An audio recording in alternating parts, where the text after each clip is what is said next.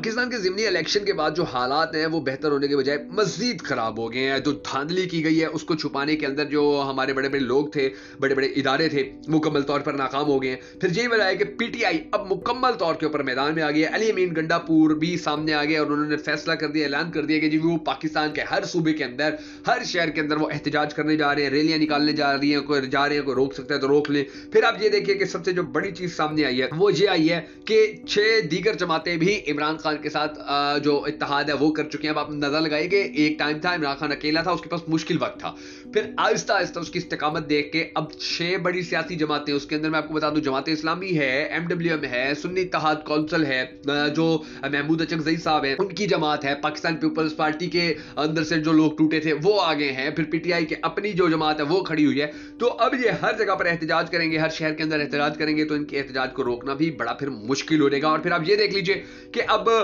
جو مولانا صاحب ہیں, مولانا فضل الرحمان صاحب, ان کے ساتھ مفاہمت کی کوششیں کی جا رہی تھی نون لیگ کی جانب سے, ان کے ساتھ بات کرنے کی, ڈیل کرنے کی کوشش کی جا رہی تھی, لیکن مولانا صاحب نے پھر یہ جو ضمنی الیکشن ہوا ہے اس کو بھی جعلی قرار دے دیا ہے کہ اس کے اندر دھاندلی ہوئی ہے, 2 نمبری ہوئی ہے, فراڈ ہوا ہے, دھوکہ ہوا ہے.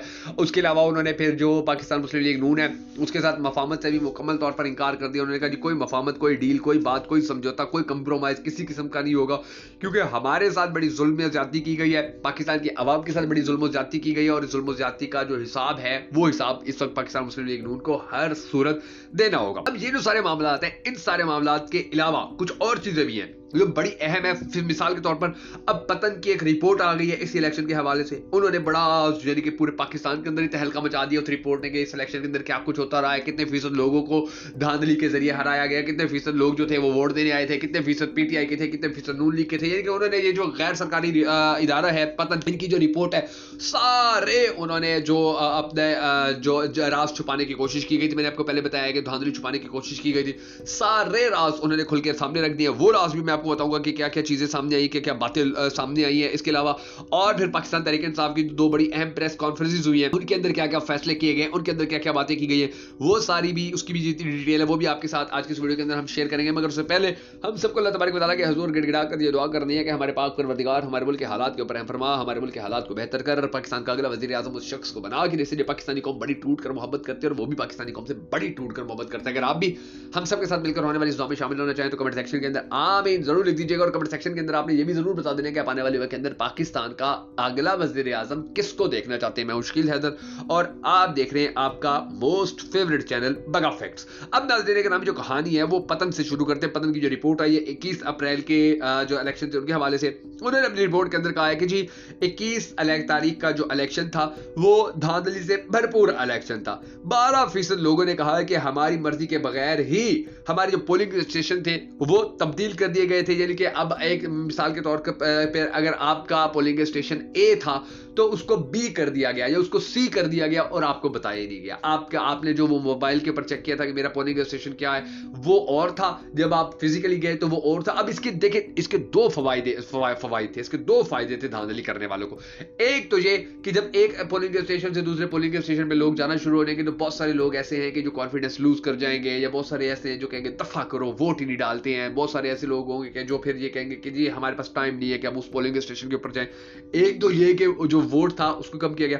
پھر دوسرا یہ کہ جب لوگ ووٹ کم دیں گے تو دھاندلی کے چانسز زیادہ ہیں. دیکھیے جب عوام ٹھپے کم لگاتی ہے تو اس کی ریپلیسمنٹ کون کرتا ہوتا ہے؟ ٹھپے لگانے والے کرتے ہوتے ہیں. اس کی ریپلیسمنٹ پھر دھاندلی کرنے والے, 2 نمبری کرنے والے کرتے ہوتے ہیں. یہ رپورٹ خبریں صاحب دیتے کہ اب گجرات کے اندر جتنے بڑے پیمانے کے اوپر دھاندلی کی گئی پورے پاکستان نے دیکھ لیا, پورے پاکستان کی عوام نے دیکھ لیا ہے. الجزیرہ اس کے اوپر رپورٹنگ کر رہا ہے, BBC اس کے اوپر رپورٹنگ کر رہا ہے کہ جو الیکشن ہوا تھا, جنرل الیکشن ہوا تھا, اس کے اندر کیا کچھ ہوتا رہا. اب یہ ساری چیزیں چھپی ہوئی تو کسی سے ہے نہیں, نہ عالمی میڈیا سے نہ پاکستانی میڈیا سے. علیحدہ بات ہے کہ پاکستانی میڈیا جو ہے وہ بڑا ہی یعنی کہ کمپرومائزنگ ہے. ان کو کبھی 10 ارب کی ہڈی دے دی جاتی ہے, کبھی ان کو پریشرائز کر لیا جاتا ہے, کبھی ان کی بلیک میلنگ کے جو ثبوت ہیں وہ سامنے آ جاتے ہیں, کبھی دھاندلی کے ثبوت جو ان کے وہ سامنے آ جاتے ہیں. تو ان کے لیے تو بڑا مشکل ہو جاتا ہے کہ حقائق کو سامنے لایا جائے. حقائق کو سامنے لا کر پاکستانی عوام کو جو ریالٹیز ہیں وہ پاکستانی عوام کے سامنے رکھیں.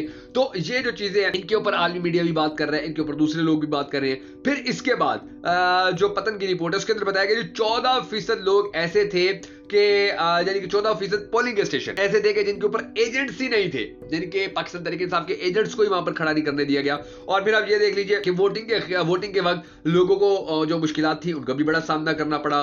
پھر 10% لوگ ایسے تھے کہ جو یہ کہتے ہیں کہ جی ہم نے انڈر پریشر ووٹ دیا، یعنی کہ کسی کے اوپر وڈیرے کا پریشر تھا، کسی کے اوپر فیملی کا پریشر تھا، کسی کے اوپر سیاستدانوں کا پریشر تھا، کسی کے اوپر اسٹیبلشمنٹ کا پریشر تھا، کسی کے اوپر عدالتوں کا پریشر تھا. یہ چیز سچویشن، یہ حالات ہوتے رہے. پھر یہ ہوا کہ جی 7% لوگ ایسے تھے کہ جن کو بڑا مشکلات کا سامنا کرنا سامنا کرنا پڑا ووٹ ڈالنے کے لیے. 2% لوگ ایسے تھے کہ جو کہتے ہیں کہ ہمارے سامنے تو بیلٹ باکس تھا ہی نہیں، یعنی کہ وہ پرچی لے کے اندر گئے تو آگے تو ڈبہ ہی نہیں ہے، اب کیا کریں جی. اب پھر وہ ڈبے کہاں ہیں جی؟ وہ ڈبے تو ٹھپے لگا کے پھر ان ڈبوں کے اندر پھر اپنے مرضی کے جو ووٹ ہیں ان کو پڑھایا جائے گا. اچھا، اب یہ سب کچھ جو پتن کی رپورٹ ہے انہوں نے کہا ہے یہ سب کچھ الیکشن ایکٹ 2017 کی خلاف ورزی ہے، کھلا خلاف ورزی ہے. انہوں نے کہا کہ 40% لوگوں نے کہا کہ ہم نے پاکستان تحریک انصاف کو ووٹ دیا تھا، جبکہ صرف 25% لوگ ایسے تھے کہ جنہوں نے کہا کہ جی ہم نے پاکستان مسلم لیگ نون کو یا پی ایم ایل این کو ووٹ دیا تھا. اب اس کے باوجود آپ کہانی یہ دیکھیے کہ پی ٹی آئی کو پنجاب کے اندر کوئی ایک سیٹ نہیں ملی ہے.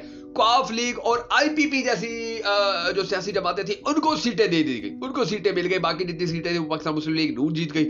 اور 21 اپریل کو جو ووٹر تھا وہ وہی تھا جو 8 فروری کو جہاں ووٹر تھے، یعنی کہ جو کام 21 اپریل کو کیا گیا سملرلی وہی کام 8 اپریل کو کیا گیا تھا. اور یہ چیزیں 8 فروری کو کیا گیا تھا. اور یہ چیزیں میں نہیں کہہ رہا بلکہ یہ پتن کی رپورٹ کہہ رہی ہے. اور پھر اس کے بعد کی پی ٹی آئی کو تو پتا تھا کہ دھاندلی ہوگی، 2 نمبری ہوگی، فراڈ ہوگا، عوام کو دھوکہ دیا جائے گا، عوام کا مینڈیٹ چوری کیا جائے گا، عوام کے ساتھ ظلم و زیادتی کی جائے گی، عوام کو پریشرائز کیا جائے گا، دباؤ میں لایا جائے گا. تو اب کیا ہوا ہے کہ پی ٹی آئی نے اسلام آباد کے اندر پریس کانفرنس کی ہے، اور پریس کانفرنس کے اندر انہوں نے یعنی کہ بڑے بڑے اعلانات کر دیے ہیں. ابھی آپ یہ دیکھیں کے پی کے اندر جو جتنے بھی یہ پولنگ اسٹیشن تھے، جتنا بھی وہاں پر ابھی جو الیکشن ہوا ہے اس الیکشن کے حوالے سے یہ بڑی زبردست بات سامنے آئی کہ جی کہیں پر انٹرفیئر نہیں کیا گیا ہے.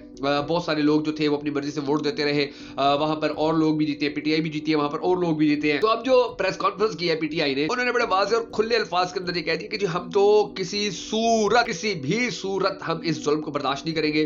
ہم احتجاج کرنے جا رہے ہیں. احتجاج کے حوالے سے پی ٹی آئی نے اسلام آباد میں جو پریس کانفرنس کی اس کے اندر بتایا گیا کہ اب ہمارا جو ہے صبر کا پیمانہ ہے وہ لبریز ہو چکا ہے.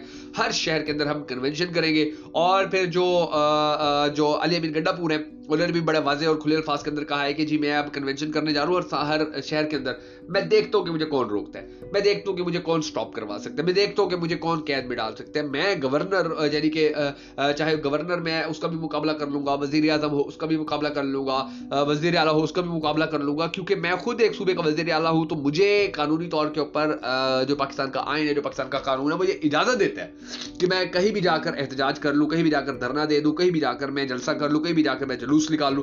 پھر عمر ایوب تھے، بیرسٹر گوہر تھے، انہوں نے پریس کانفرنس کی اور انہوں نے کہا کہ جمعے کے دن ہماری جو احتجاجی تحریک ہے وہ شروع ہونے جا رہی ہے.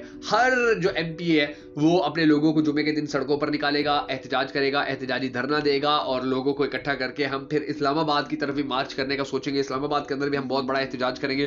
تو یہ جو ساری چیزیں ہیں یہ حکومت کے لیے تو بہتر نہیں ہے. حکومت تو پہلے ہی بڑی مشکلات کا شکار ہے، معاشی ہو یا سیاسی ہو. اب مزید وہ معاشی اور سیاسی مشکلات کا شکار ہوتے چلے جا رہے ہیں. عوام کے اندر نفرت بڑھتی چلی جا رہی ہے کیونکہ مہنگائی عروج پہ ہے. بجلی سستی کرنے کا اعلان کر کے پیٹرول مہنگا کر دیتے ہیں. پیٹرول جیسے مہنگا ہوتا ہے تو بجلی سستی کرنے کا وہ جیسے عید کے اوپر اعلان، جھوٹا اعلان انہوں نے کر دیا تھا کہ جی 4% شہباز شریف نے کہا 4 روپے جو بجلی فی یونٹ ہے ہم سستی کر رہے ہیں، پتہ چلا 7 روپے مہنگی ہو گئی ہے. تو یہ جو سارے معاملات ہیں، یہ جو سارے حالات ہیں، اب یہ حالات حکومت کے لیے تو بڑے خراب ہیں. دیکھنا یہ کہ آنے والے وقت پاکستان کے لیے کیسا ہوتا ہے. ہم سب کو اللہ تبارک و تعالیٰ کے حضور بہرحال دعا کرنے کا ہمارا پاک پروردگار ہمارے ملک کے حالات کے اوپر امر میں ہمارے ملک کے حالات کو بہتر کرے.